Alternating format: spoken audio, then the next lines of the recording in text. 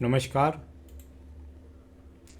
29 वर्षीय महिला हैं जिनकी हस्तरेखाओं को मैं यहाँ पर देखने जा रहा हूँ।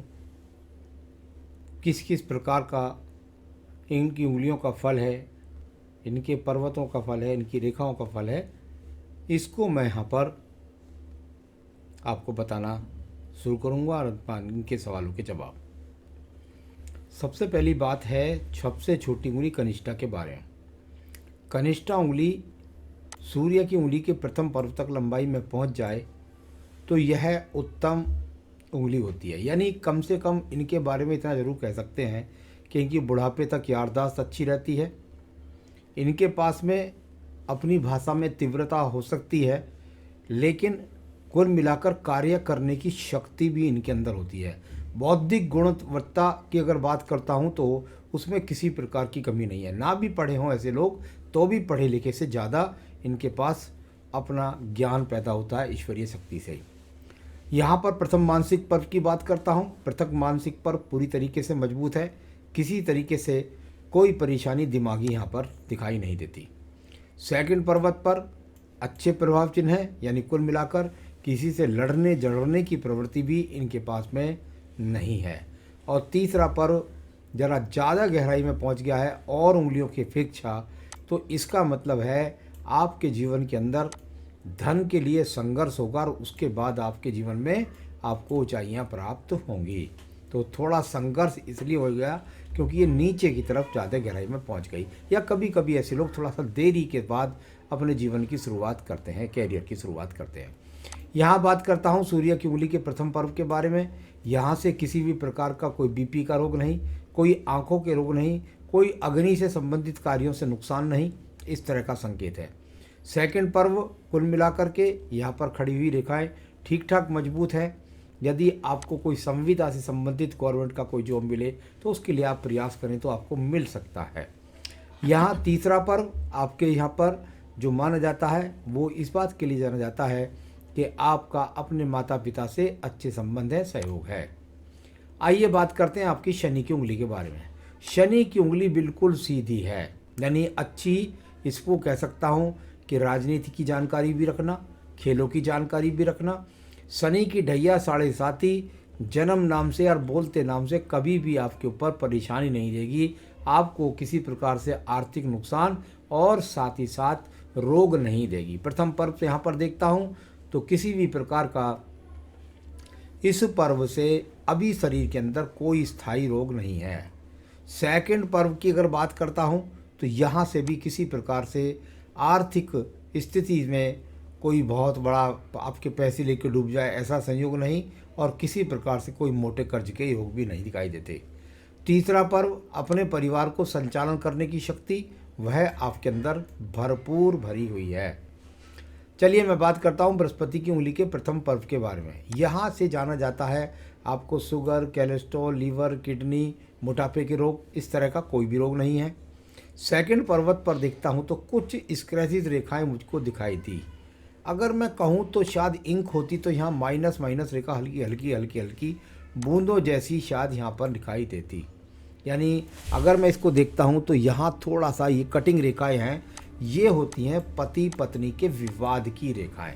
तो बस विवाद की रेखा है, इससे ज़्यादा कोई बड़ी बात नहीं। साथ ही साथ तीसरा पर्व संतान के सुख सहयोग का पूरी तरीके से आपके हाथ के अंदर मौजूद है। आइए बात करता हूँ मैं आपके अंगूठे के बारे में। जब मैं अंगूठे की बात करता हूँ तो अंगूठे पर यदि मैं देखता हूँ तो कुल मिलाकर के यहाँ पर किसी प्रकार के चरित्र खराबी के योग नहीं, किसी प्रकार से दूसरे के धन के प्रति अपने मन के अंदर आकर्षण नहीं है, स्वयं अपने कर्म से अपने आप को खड़ा करने की स्थिति। यहाँ तर्क शक्ति का पर्व भी 2 भाषाओं में, यानी मैंने कहा भाई ये 4 विभाग में कभी भी कोई भी उंगली के पर्व नहीं बंटने चाहिए, लेकिन आपके ये विभाग सेकंड वाला तर्क शक्ति का 2 विभागों में बंट रहा है। यानी अगर इसको कहूँ 2 विभागों में जब बढ़ जाता है सेकंड पर्व, तो बस भाषा शैली पर नियंत्रण रखिए, उसकी तीव्रता पर नियंत्रण रखिए। क्या बोल रहे हैं, क्या कह रहे हैं, उसका किसी प्रकार से जो अर्थ पहले ही सोच करके बोलना चाहिए। तर्क शक्ति का इतना ही इस्तेमाल करना चाहिए। आइए बात करते हैं हम आपके यहाँ पर बुद्ध पर्वत के बारे में। अगर मैं बुद्ध पर्वत की बात करूं तो मैं लेफ्ट हैंड को अभी आपको ज़्यादा प्रकाशित इसलिए कर रहा हूं कि आपकी 29 वर्ष की आयु भी है और अभी आप कोई सशक्त तरीके से अपना व्यापार भी नहीं कर पा रहे हैं। कुल मिलाकर बुध पर्व अभी यहाँ पर अस्त है। जब तक इस पर मजबूती से रेखाएं खड़ी ना हो जाएं, 35 वर्ष के बाद यहाँ खड़ी रेखाएं देखें राइट हैंड में, और यहाँ पर वर्तमान में देखता हूँ तो अभी मुझे यहाँ पर किसी भी प्रकार से यहाँ इधर बनने का प्रयास चल रहा है राइट की तरफ, यानी धीरे धीरे आप दुनिया को समझेंगे और आपको लाभ बनेगा। अभी फिलहाल यहाँ पर लाभ के अच्छे संकेत नहीं। जो सेकंड पर्व है उसमें किसी प्रकार के राज्य सरकार यानी सूर्य का पर्व, सूर्य के पर्व पर किसी प्रकार से राज्य सरकार से लाभ मिलने के कोई भी संकेत दोनों ही तरफ यहाँ पर दिखलाई नहीं देते। तो ये भी यहाँ पर अपने आप में सम्मान प्राप्ति का भी कोई योग दिखाई नहीं देता। जब बात करता हूँ शनि के भाग्य पर्व के बारे में, भाग्य का पर्व अभी मैं कुल मिलाकर कहूँ तो ये वो रेखाएं हैं जो कहीं से भी इस प्रकार का भी इशारा नहीं करती कि आपके जीवन में अभी आपका भाग्य साथ दे रहा है। अभी ये कुल मिलाकर दोनों रेखाओं के बीच में पहुंचने की प्रयास कर रहा है दोनों ही हाथों में। जब ये दोनों तरफ पहुंचती है रेखा तो इसे कहते हैं माया मिली न राम। भाई अभी ना तो कुल मिलाकर भक्ति में मन लग रहा है और ना ही धन की स्थिति किसी तरीके से मजबूत हो पा रही है।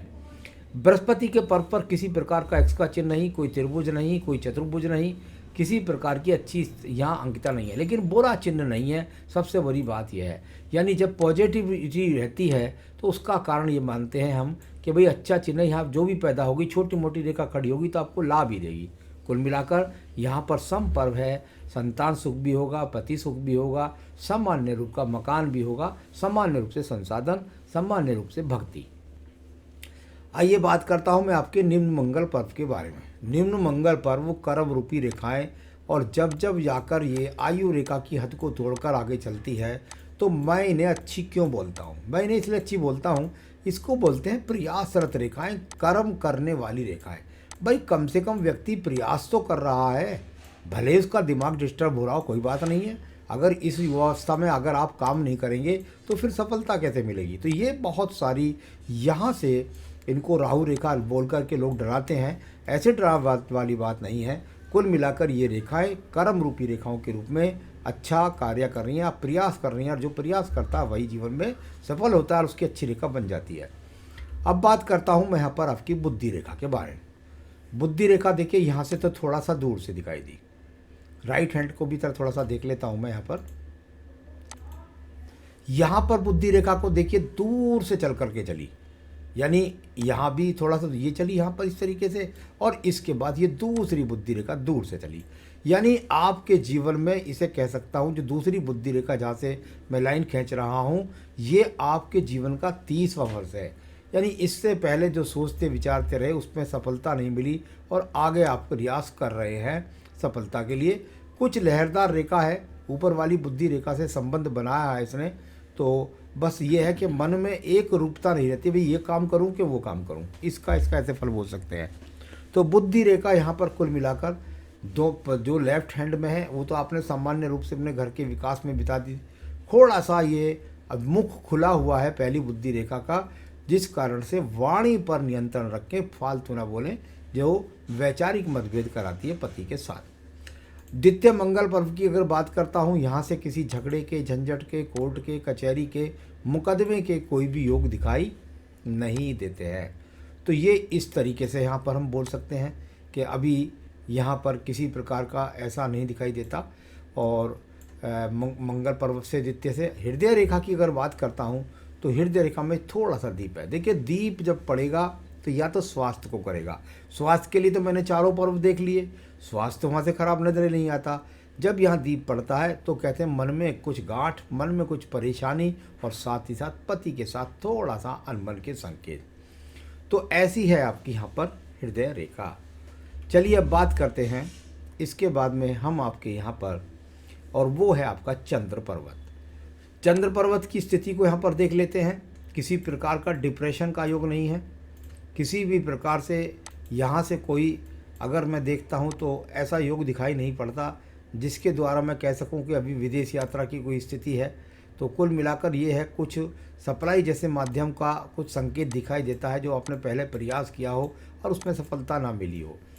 आगे की स्थिति मन को अच्छी दिखलाती है, साथ ही साथ किसी भी बड़े रोग से बचाती है। यहाँ ये बुद्ध रेखाएं हैं, इनको व्यापारिक रेखाएं बोलते हैं।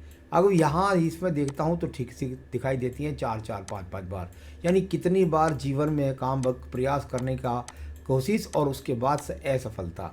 बार बार यदि नौकरी भी करेंगे तो भी और व्यापार करेंगे तो भी, दोनों ही हाथ में इस तरह की टूटने वाली रेखाएं जीवन के अंदर कई कई व्यापारों के अंदर आदमी को गुजारती है, जिसका सही निर्णय लेने के कारण नुकसान होता है। यहाँ पर भाग्य रेखा को देख लेते हैं हम आपकी।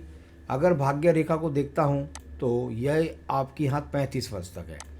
ये जो रेखा मैंने आपकी करी आई इस बुद्धि रेखा पर, ये यहाँ से लेकर के और लगभग आपके जीवन में 35 वर्ष तक और फिर उसके बाद भी लगातार आगे सही रूप से जा रही है। यानी मैं समझता हूँ कुछ आने वाले समय में हो सकता है आप सही निर्णय लें और उसके कारण आपको सफलता मिल सके। लहरदार बुद्धि रेखा बहुत ज़्यादा है तो थोड़ा सा ध्यान रखना होगा। किसी भी विचारधारा पर थोड़ा समय टिकते नहीं हैं आप, जैसे एक टारगेट लें उस पर टिकते नहीं, तो कुल टिकना पड़ेगा और उसके बाद आप सफलता प्राप्त कर सकेंगी। तो ये लहरदार बुद्धि रेखा इस तरह का करती है, व्यक्ति के जीवन के अंदर को अस्थिरता पैदा करती है। आइए बात करते हैं आपके पर्व की, और वह पर्व है आपका यहाँ पर आपका शुक्र का पर्व। शुक्र का पर्व संसाधनों का पर्व। अगर इसमें देखें तो कोई ट्रायंगल्स तो कोई चतुर्भुज तो है नहीं, तो कुल मिलाकर कोई अच्छे निर्माण की तो स्थिति दिखाई नहीं देती, मकान की या किसी चीज़ की। यहाँ पर सामान्य रूप से संसाधनों को दिखलाने वाला यह आपका शुक्र पर्व भी है। तो ये स्थिति यहाँ शुक्र पर्व की। आयु रेखा की स्थिति देखता हूँ तो अभी लगभग 76 वर्ष तक आगे भी ये रेखाएं बनती रहती हैं। तो ये तो रेखाओं को एक तरह से पढ़ने का एक तरीका है। और सवालों में कुछ देखते हैं आपके कौन से पर्वत की क्या स्थिति है, तो बताता हूँ मैं आपको। आपने कहा कौन से कार्यों में फ़ायदा, सबसे पहली बात पूछी आपने कार्यों में फ़ायदा के लिए। तो कार्यों में फ़ायदा का जहाँ तक सवाल है, मैं समझता हूँ आपका जो पर्वत है वो कहीं ना कहीं शनि का सही है। शनि और शुक्र का इन्वॉल्वमेंट काफ़ी ठीक ठाक मुझे लगता है।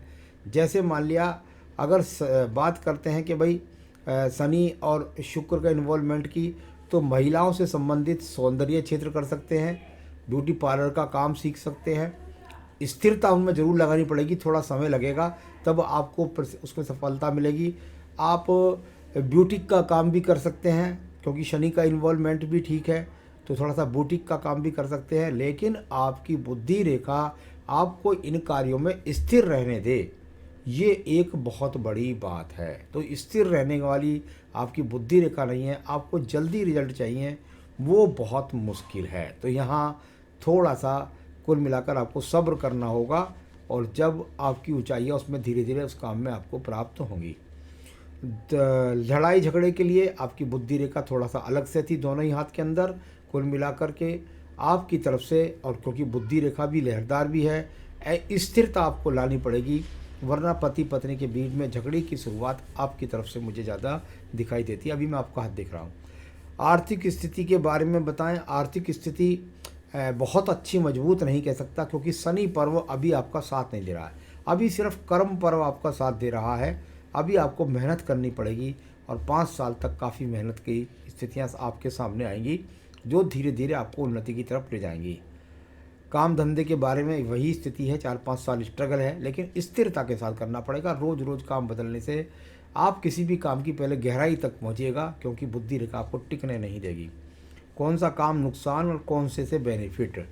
जहाँ तक नुकसान की बात करते हैं, देखिए भाषा शैली के काम से तो आपको नुकसान है, जैसे एडवाइस देना या कह लिए कि भाई कोई व्यापार की बात करते हैं तो बुध पर्वत साथ नहीं देता। आपका सूर्य पर्वत से किसी प्रकार की मुझे कोई वैसे ज्वेलरी वाले काम से भी सफलता दिखाई नहीं देती, कोई दूध के पानी के काम से सफलता नहीं। तो जो काम मैंने बताए थे आपको उनकी ही मुझे ज़्यादा प्रामाणिकता लगती है, उसमें समय देना पड़ेगा उसकी सफलता के लिए भी आपको। तो ये है आपका हाथ का विश्लेषण। आप क्या करें जिससे आप स्थिरता के साथ अपने कार्यों को दे सकें। देखिए आपने शनि का छल्ला पहन रखा है तो कोई दिक्कत नहीं है लोहे का, आपने सोने की अंगूठी पहन रखी है तो भी कोई दिक्कत नहीं है। आपको सिर्फ यदि कोई रत्न पहनना है तो वो रत्न बनता है आपका पुखराज। तो एक तो आपको पुखराज बनना है, दूसरा आपको अपना काम, यदि आप चाहती हैं कि मेरा काम सुचारू रूप से चले, बढ़िया चले और सही मुझे उसमें सफलता प्राप्त हो, तो उसके लिए मैं कहूँगा कि आप रोज़ाना दुर्गा सप्तशती के जो 13 पाठ हैं उन पाठों को आप नियमित रूप से पढ़ा करें। संध्या समय जोत जलाकर माता रानी के सामने बैठें और वहाँ पर एक पाठ पढ़ें, फिर दूसरा, फिर तीसरा, फिर जब सारे के सारे 13 अध्याय खत्म हो जाएं उसके बाद फिर पहला पाठ पढ़ें। तो उससे पहले आपको कीलकम पढ़ना होगा, उन अध्याय से पहले कीलकम, क्योंकि कीलकम प्रवेश द्वार होता है, उसके द्वारा ही आप धन, संपत्ति, संसाधन सभी सुख चीज पा सकते हैं। तो पहले कीलकम पढ़ें और उसके बाद देवी दुर्गा सप्तशती का पहला अध्याय पढ़ें, फिर कीलकम पढ़ें अगले दिन, फिर दूसरा अध्याय। इस तरीके से क्रम से आपको बढ़ना है, ख़त्म करके फिर दोबारा से शुरुआत करें। ये अपने जीवन में जोड़ लीजिए, सब धन धाम से आप पूर्ण रहेंगे। नमस्कार।